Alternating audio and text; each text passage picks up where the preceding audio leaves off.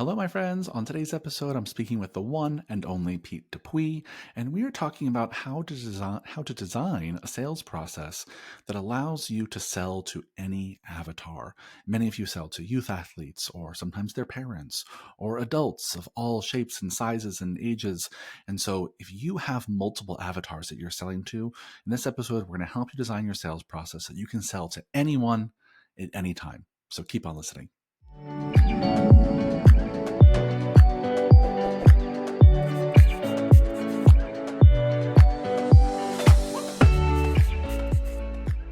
Hello, fitness business nerds. What's up? Welcome to another episode of the Business Unicorns podcast. I'm back with Pete. Happy spring, my friend. How the hell are you?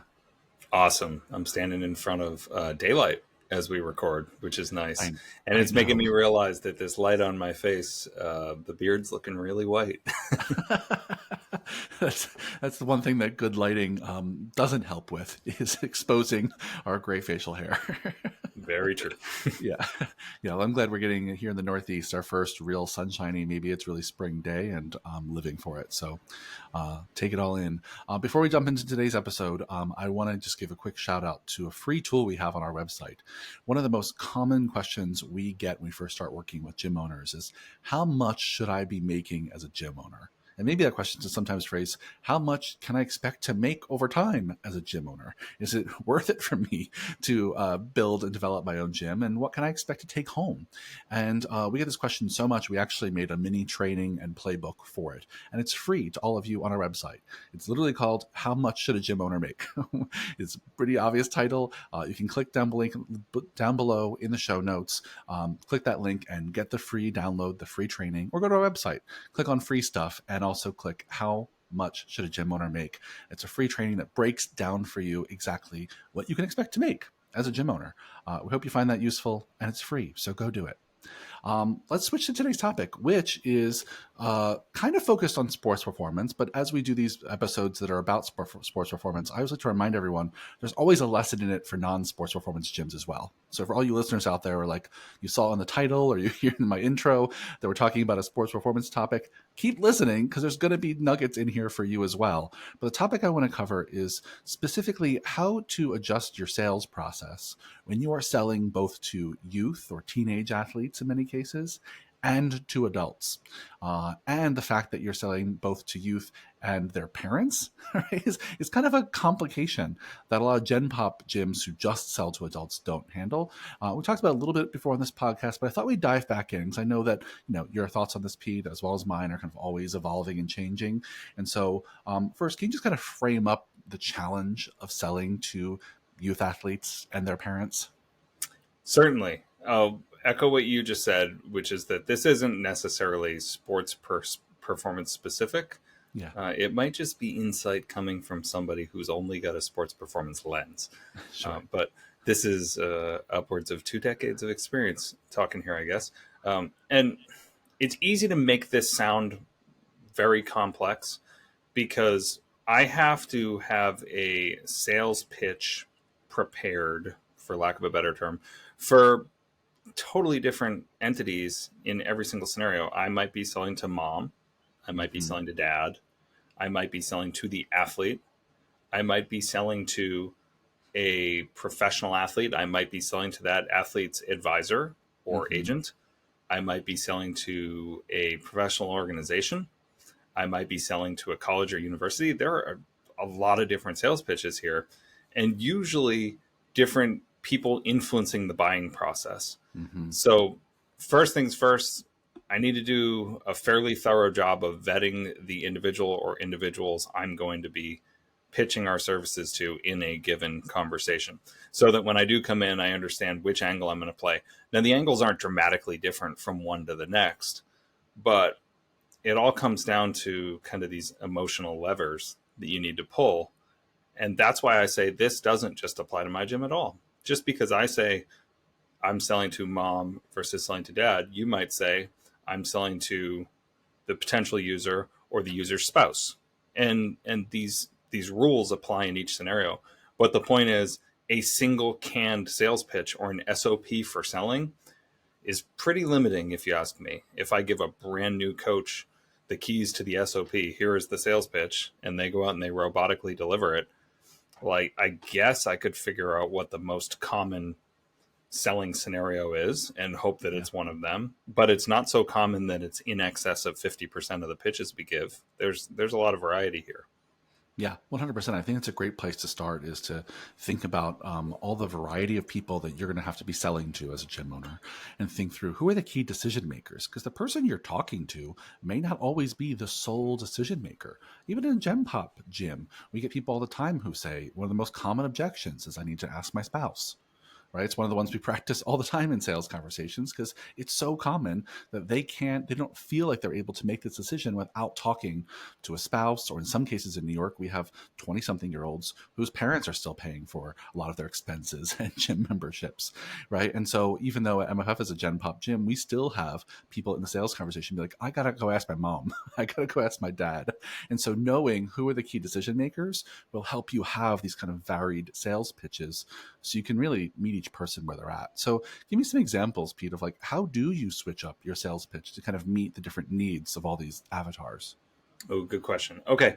I think first is accumulating enough reps to appreciate the fact that each avatar is going to react differently to certain triggers. So for example, an athlete who metaphorically comes through my doors looking at our services generally wants to be considerably more explosive and athletic, and in our case they want to hit a baseball harder or farther, and they want to throw harder than they did.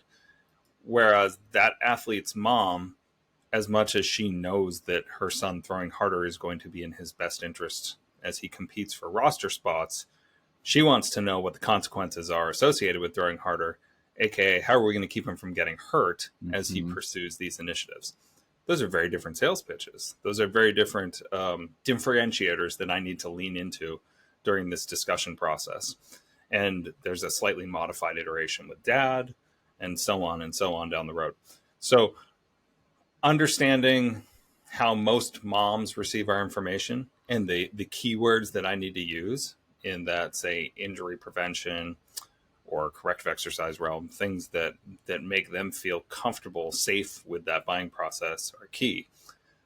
The other thing that comes to mind as I discuss this is that we need to stop thinking about the sales process as a singular conversation, Mm-hmm. because I have countless scenarios where I have someone reach out.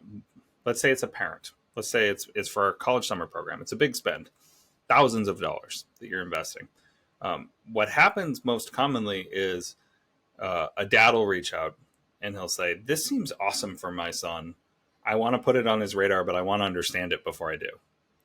And then I'm not doing so much selling on price point as I am explaining the components of the program and Yep. educating the dad to go back and give the pitch on my behalf. Because then he goes to his son and he says, "Hey, you said your coach still hasn't given you a summer ball assignment. I found this thing. I heard it on a podcast by Eric Cressy or wherever I've stumbled upon it. And it actually sounds kind of cool. I called to ask him about it. Would you have any interest?" And I need to make sure that that dad is good to go, because what inevitably happens is they come back to me and they say, "All right, cool. Michael Jr. is open to a conversation, but he really has some questions for you. Can the three of us hop on a call?" And then Mm-hmm. it's sales pitch number two. Yep. And so, and I don't like to force people to commit to a $3,000+ program without saying, "Hey, why don't you guys have a conversation Mm-hmm. off camera, Yep. off of this Zoom call, off of this telephone, and make note of your questions and come back to me. I'm happy to have this conversation with you in a day or two. I can circle back with an email tomorrow. I don't want you to feel like you're forced to make a decision on this before the two of you can debrief." And that might introduce a third scenario. Of But the point course. is, there are layers to the selling process. And I can't go into every single lead scenario thinking I'm either going to close or I'm not going to close. Let's roll out the canned pitch. Yep. Listen, I think that's such a great description of what it looks like, kind of inside your head as you're preparing. If there's like a formula here that like is emerging for me as you talk about it, it really is the formula starts with determining what does this person care about, right? And then finding a way to reframe your value in that frame of what they care about, right? And if they care about price point, you frame price point. If they care about safety, you frame to safety. If they care about what makes you different from the other options, you reframe to unique value, right? But you being nimble enough to both get what they care about quickly, over time learn the patterns to what, say, moms care about versus dads versus athletes, and then being, like I said, nimble enough to be able to pivot the framing from one call to the next. I think that's like the kind of the pattern that's emerging. Would you add anything to that? Yeah, well, so one of the things I do every time we onboard a new Unicorn Society coaching client, Yeah. when they're past the onboarding, like the basics of the calls, and I'm just getting to know someone, I say, hey, what's it going to take in the first 90 days of this relationship for you to say that was a total success? I Mm-hmm. need this box checked. Yeah. And that's just a move I use with parents or athletes every time I give the pitch. So Yep. if it's mom, I say, hey, has your son or has your daughter trained in a facility of this nature in the past? No, she hasn't done any strength training. I'd say, okay, then I imagine this might be something that is a little uncomfortable for you. It might be a scary environment to plug her into. What's your biggest fear as it Mm-hmm. relates to this? Yep. If we do sign her up, what's the one thing that you want to make sure that we check that box in the next month or two of training? And I let them tell me exactly what they need, and then I explain how we can deliver on it, rather than guessing and Yep. hoping that I pulled out the mom pitch and I just like smashed it at her and just said, now bye, bye, bye, bye, bye. Yeah. I'd rather they tell me what pitch they want me to give. Yep. And nobody in the history of sales calls has said to me, "You're asking too many questions." You know what? I'm not interested. Too many Yeah. questions. Let's they opt out. they want to talk about themselves. Right? People, it feels good. People remember conversations as being more valuable if they talked about themselves more, right? Those are the facts. And so the fact that your first step here is really often, actually, in Unicorn Society, we have a playbook for sales, of course, and in the sales script, we call this section of the conversation, one of the first sections, peeling the onion, right? Which is just like pulling back all the layers. Like, what are your biggest fears? What do you care about? And once you have all that information, you can use that as fuel to drive you to the right sales pitch. And I think the thing that, obviously you make sound so easy, Pete, is asking those really great questions, which comes with a lot of experience, and then being nimble enough to pivot in seconds to addressing those things. And that doesn't happen overnight. So walk me through, like, for our listeners who are like, yeah, you make it sound so easy, Pete, but how do I change my pitch for every person I'm talking to? What's the roadmap for them to getting good at that? That might be as simple as budgeting a little bit more time and thinking about how you want to chunk up your conversation. Mm-hmm. And so if you say it's going to take, instead of trying to give someone a 5 minute pitch, you budget 15 minutes for a conversation, and you say, I'm not going to do anything but ask questions for the first 5 minutes. Yeah. And oftentimes the questions I get into are relating more to where we have some middle ground. And it does not need to be all driven exactly towards me running a list of bullet points eventually. I mean, I had a great conversation with a New Unicorn Society member today where I realized, just looking at their location on a map, that I used to work a block and a half away from where they are. Yep. And I knew for a fact that we were going to have a better rapport if I could demonstrate for 5 minutes that I fully understood their neighborhood Yeah. than if I dove in and I was like, all right, let's go to your action items. Done or not done, let's do this. I don't need to be a robot like that. So we Yeah. talked about our favorite restaurants in their general vicinity for a handful of minutes. And you know what? Every call I have from here on out is going to be a little bit more personal because they feel like I get them on that level. Yeah. And I applied that rule to selling. So that might be my best piece of advice. Peel the onion in a way that you might make a personal connection. Mm-hmm. It might be someone you mutually know. It might be a restaurant near their house that you went to recently. But I think it's about making sales calls feel less salesy. Yeah. Making it feel like a real conversation where you're just genuinely curious about learning more about the person, what they want, what they're afraid of, what they like, how their life is, how they're feeling today. Right. I mean, that kind of small talk paired with what I'll call big talk, right? Asking big, hard questions can help balance out the conversation. So it's not just all driven towards, I'm going to get you ready to buy something, but it's also genuine connection and curiosity. The other thing I would add to the answer to my own question, which is, it goes without saying, you've got in a lot of reps here, right? I Mm-hmm. mean, you've been the main salesperson for how many years now? right? Oof. Yeah. Coming up on 18. Yeah, a Hence the lot of white beard. years. Right.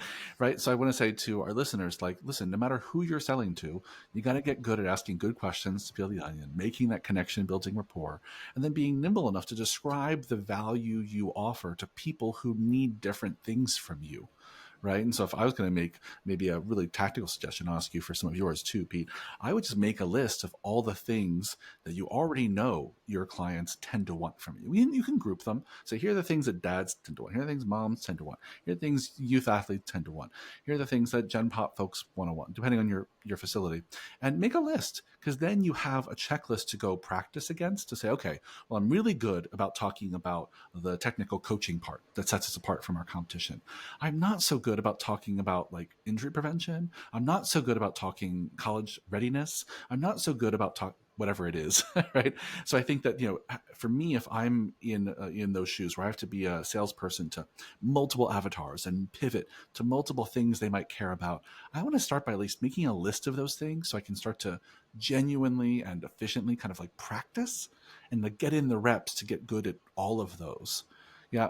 What else? What else could they do, practically speaking, to like really get the ball moving and get good at this? Yeah, so to build off of your kind of tactical advice, I'd say take this one step further.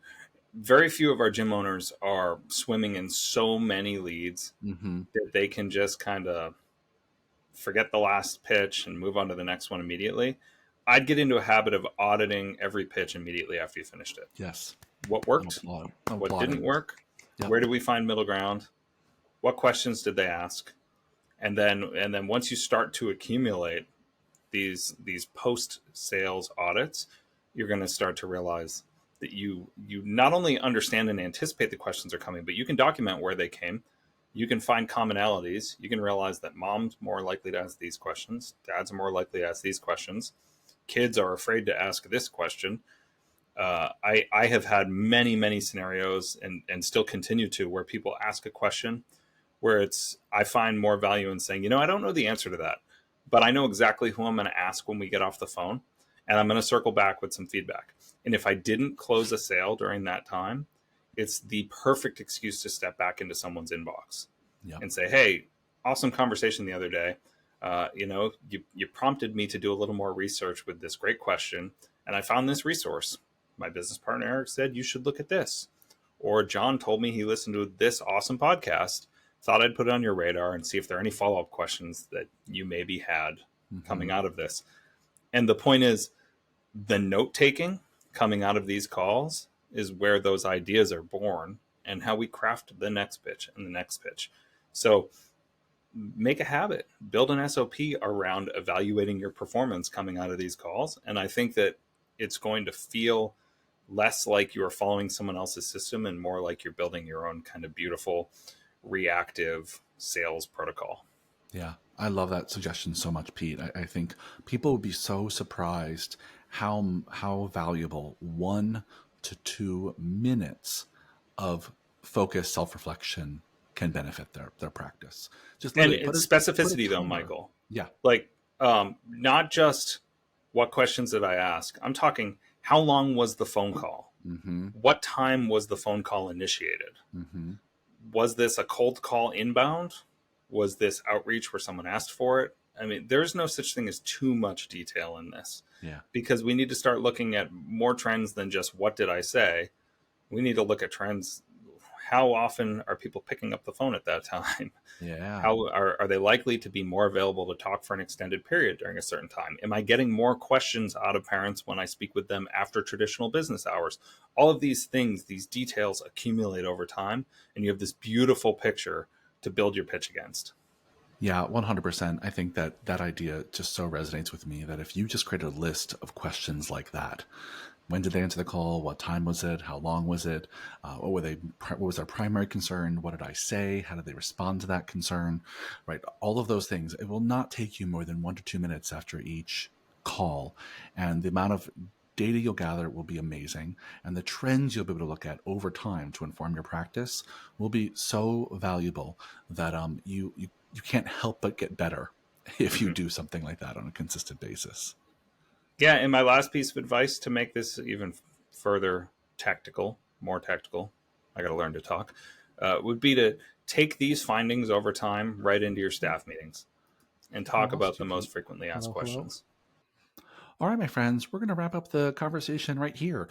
We actually had a technical difficulty and lost Pete at the end of the conversation, but I'll just wrap this up by saying, regardless of who you're selling to, I think the tips in today's podcast are really valuable. Whether you're selling to youth athletes, their parents, or general population audience, I think the formula and techniques that Pete and I talked about here today are so critical to your success. And so, go give them a try. And don't forget, we have that free lead magnet, How Much Gym Owners Should Make. Click the link down below in the show notes. And thanks for listening. See you on the next one.